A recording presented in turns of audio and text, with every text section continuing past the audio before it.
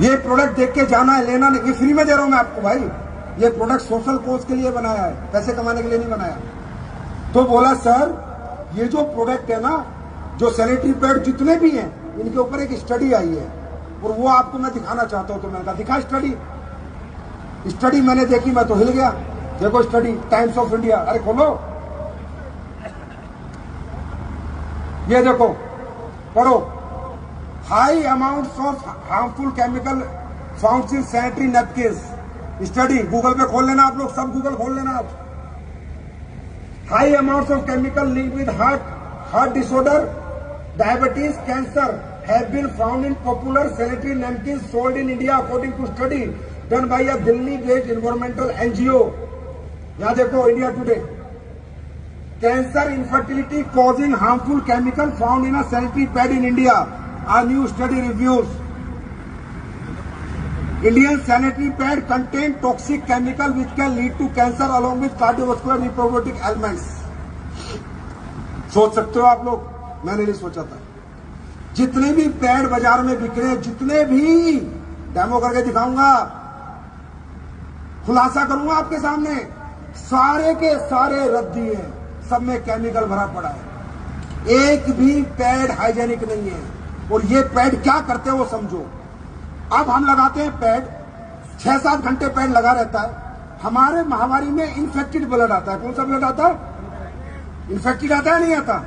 तो जो infected blood आता है, अगर वो इन्फेक्टेड ब्लड रहता है, वो डिसइंफेक्ट नहीं होता, तो वो ब्लड वापस धीरे धीरे धीरे धीरे आपके वेजिनल से होते होते दोबारा आपकी ओवरी में ओवरी कैंसर, सिस्ट, गांठ, पीसीओएस, पीसीओडी। अरे पीसीओएस पीसीओडी पहले क्यों नहीं थी?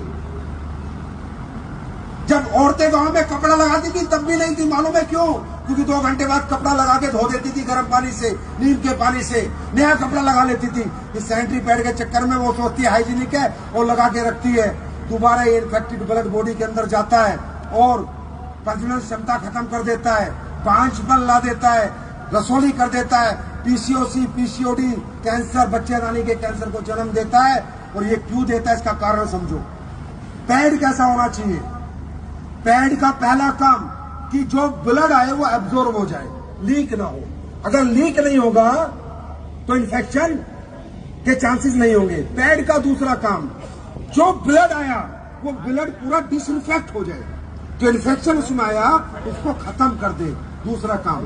पैड का तीसरा काम सुनो कि पैड में हवा पास होनी चाहिए, ब्रीदेबल होना चाहिए।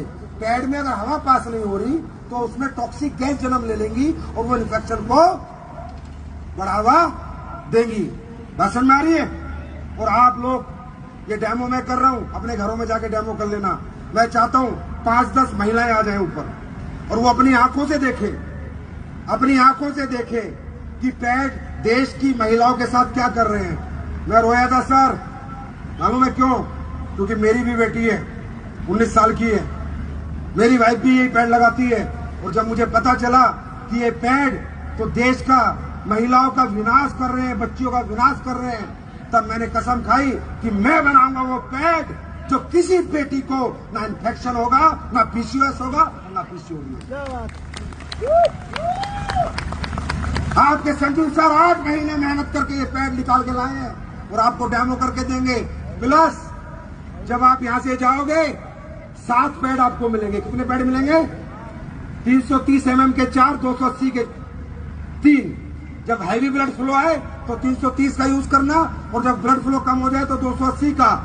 मैं नहीं कहता, मेरी बात मानना, पैड को लगाना, फ्री में दे रहा हूं। मैंने कसम खाई है कि ये पैड भारत के घर घर जाऊंगा, क्योंकि मेरी भी बेटी है, हर महिला को समझाऊंगा और पहले 5 लाख महिलाओं को मुफ्त में पैड बांटूंगा, फिर बेचना शुरू करूंगा।